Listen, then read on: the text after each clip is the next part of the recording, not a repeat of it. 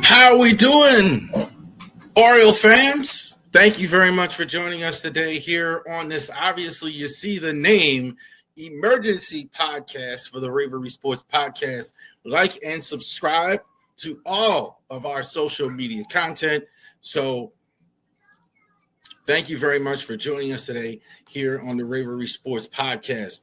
Also, if you are on here right now, a lot of you I know are on here on Twitter. We love you on the Twitter. Definitely subscribe to the YouTube channel. You see it right there underneath the link there. YouTube, www.youtube /@ I'm gonna say it right. I'll get it right.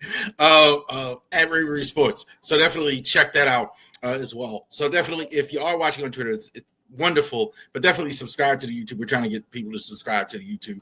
Absolutely. Do that. Genesis Notary Services /Facebook.com. If you are in the Winchester, Virginia area, Genesis Notary Services. If you know, you know. So definitely like that in the Shenandoah Valley area. We're going to help you out. Harris Legal Shield definitely is my legal shield business. So definitely if you do need any help with any legal needs, their monthly fee that you pay, it really helps a lot of people to get that squared away. And you see at the bottom, Ravery Sports has an affiliate deal with Fanatics. We're going to have a rollout on June 1. So just a couple more weeks, they're going to have links everywhere so you can get your merchandise, not just on the raverysports.company site, but the Ravery,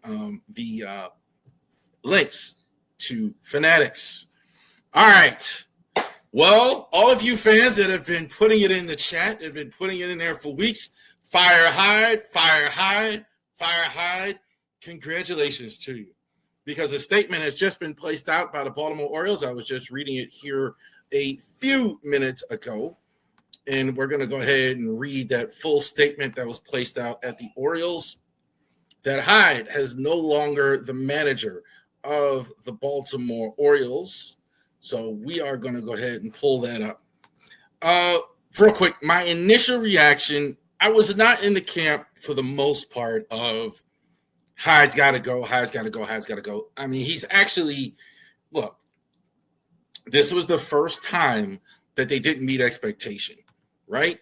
So they basically been meeting expectations the whole time, right? So for the most part, the Orioles have been meeting expectations for their team. This was the first time they didn't. When Hyde came in as manager, when Hyde came in as manager, low expectation. He was a new manager. Team wasn't very good. He comes in, makes the team better a little sooner than what they thought. Team won games, not a lot of playoff success, but they won games, had a lot of success, had a 100-plus win season, even though they got knocked out in the first round. So a lot of success. This year, not at all. Team has been lousy. I think the only thing that's really helped is the fact that they haven't had a great division. Somebody was on Twitter yesterday saying, well, why should I be inspired? Well, the rest of the division hasn't been really setting the world on fire. Even the Yankees in first have had their issues as well. So let's go ahead and get this in. Trying to see if you can read it here, the statement.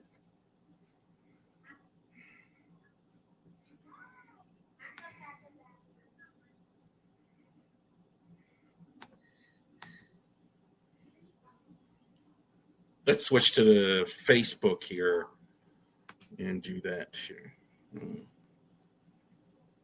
Unbelievable. Here on the day of the Preakness, Orioles are going to have a new manager in Baltimore. I know some of you were happy looking for Buck Britton to go ahead and take over because Buck Britton has had a lot of success in the minor leagues as well. Let me get that.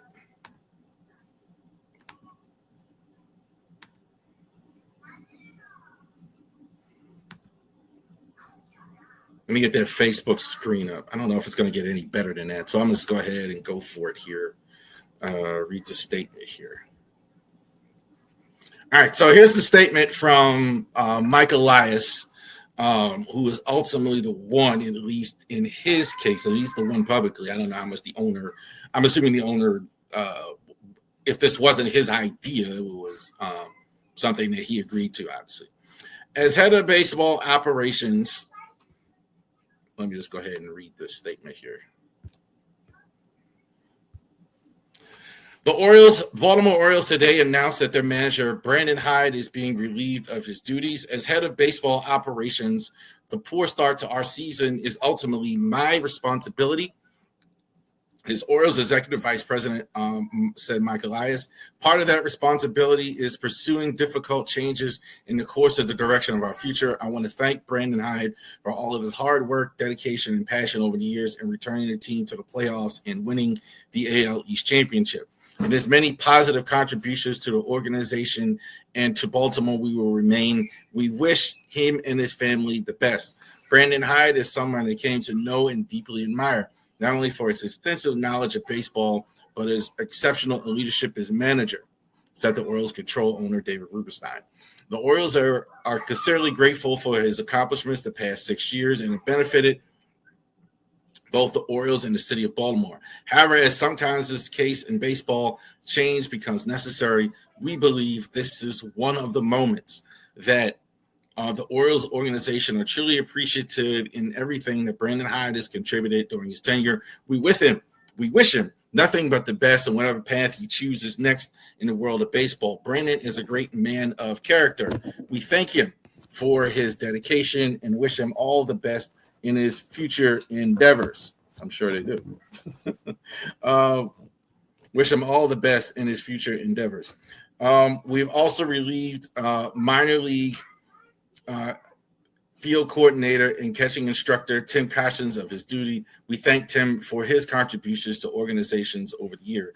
Third base coach Tommy Masalano, who has been the third base coach since 2021, has served at the in various minor league capacities in the Cleveland organizations in 2011 through 2012, as 4 seasons as the managers of the Single A County 2016, High Lynchburg 2017, AA Akron 2018, AAA Columbus 2019.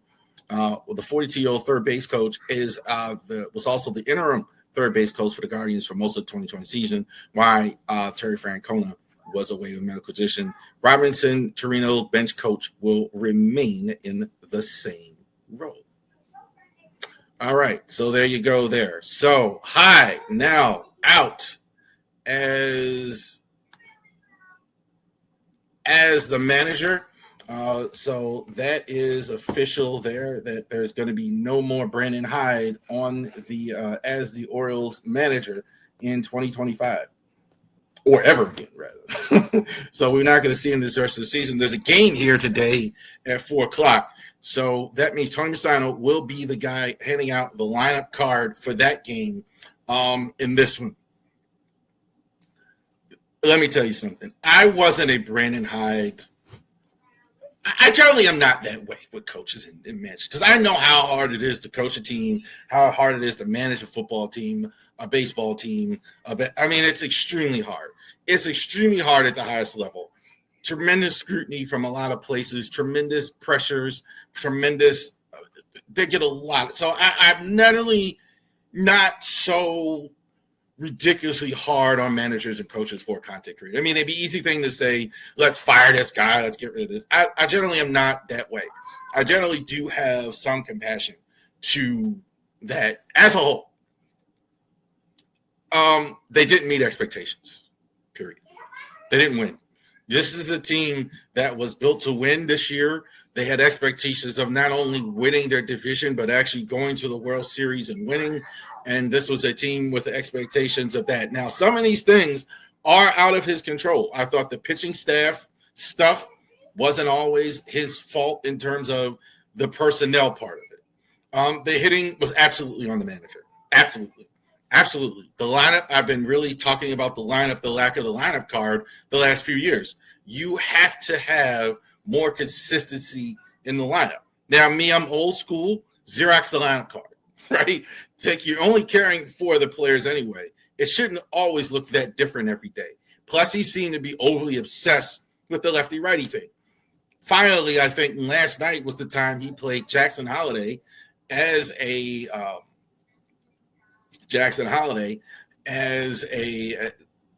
a left-hander. Finally, he's been playing Mateo, who's been hitting 125. He likes to rotate guys in and out. The pitching staff, terrible. Personnel issues are bad, but even some of the pitching hasn't struggled. Last night, Orioles and the Nationals, they left 15 runners on base. That's the type of loss that gets you fired, because they were hitting the ball. They had 12 hits, but you only had 3 runs. You need 15 guys on base. Team is not performing in several areas, and that's what gets a manager fired. That's what happened. So that's unbelievable. Was I surprised? Yes, I was surprised, because I thought Brandon Hyde might have had a little more currency with the organization because of what he's done. A lot of the things that was read in the letter to Mike Elias, that he had a little more currency, that he had played, that team was bad for years. He brought him along. He won some more games. So I thought maybe they viewed him in a more of this light. But I think David Rubenstein heard the fans. I think Mike Elias feeling his own pressure because he didn't heard the fans. So I think this is absolutely something that the fans absolutely wanted. I think all day long, fans have been lighting it up. And if I go to the Twitter right now and look at it, there hasn't been anyone to be like, hey, man, this is Brandon Hyde. We got to keep him. This is BS. No, they're not saying that. They're like, thank goodness. Oh, wow, this is outstanding. This gets a manager fired. This gets coaches fired. I say there's a couple things when you talk about when a guy gets let go from we'll talk about managers and GMs people. There's a couple things. Obviously, wins, losses, that's obvious. Sometimes wins might save you if you've had success in the past, or you've had so much success that'll save you. Second thing is relationships inside of the building. Do you have a good relationship with David Rubenstein? Do you have a good relationship with Mike Elias or whoever there's making the decisions? Is that relationship good? That's the other thing that gets you fired. And a lot of people don't believe this, but the fans actually can get a manager fired. I think that was the case here. GMs, other coaches, and things like that, they don't necessarily listen to what fans have to say as far as firing somebody. They don't really necessarily do that. I can absolutely say it's the case with owners and senior management, because they got to go out here and sell this product and things like that. And if everywhere they go, hey man, your manager sucks. Hey man, that's a problem. That's a problem. So definitely wanted to just jump on here today and let you guys know what's going on. So Orioles have a game today at 4:00, and they will have a new manager in tow. They will not have Brandon Hyde as the manager anymore. As the coach, as the firing of Brandon Hyde was today, made official by the Baltimore Orioles as well. One other thing, happy Preakness Day. I was just writing about that as this was happening here. So the last Preakness in Baltimore, not in Baltimore, at the old Pimlico. So they're going to rebuild Pimlico. It's going to be back in 2027. Lowell Park, they used to switch off as well. So enjoy the infield, the old infield one last time, you fans down there as well. So thank you very much for joining us here. Anything, if you want to let us know, definitely reach out to us in the comment section and everything. Thank you very much. We're going to put this up on Drive to the Top as well. You guys have a great day. Enjoy. I'm sure more of you will be watching today the Orioles as well against the Nationals. Go O's against the Nats. You have a great day.